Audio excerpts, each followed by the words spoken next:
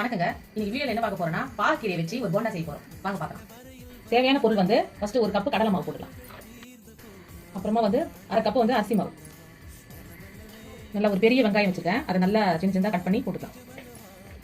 வெங்காயம், பச்சை மிளகா, கொத்தமல்லி, பாலக்கீரை நல்லா இந்த மாதிரி சின்ன சின்னதாக கட் பண்ணி வச்சுருங்க.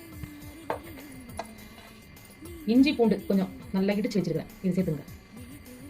நம்ம ஏற்கனவே பச்சை மிளகாய் சேர்த்துருக்கோம். அதனால வந்து அரை ஸ்பூன் வரமிளகாய் தூள், அரை ஸ்பூன் மஞ்சள் தூள், கொஞ்சம் சீரகம், கொஞ்சம் அளவு சோம்பு, கொஞ்சமாக பெருங்காயம். பெருங்காயம் நல்லா தாராளமாக சேர்த்துக்கலாம். தேவையான அளவு உப்பு சேர்த்தாச்சு. இப்போ நல்லா பிசைஞ்சிக்கலாம். இந்த அளவுக்கு மாவு பிசைஞ்சு வச்சுக்கணுங்க. இப்போ எண்ணெய் காஞ்சிச்சு, நம்ம போண்டா போட்டுக்கலாம். சின்னதாக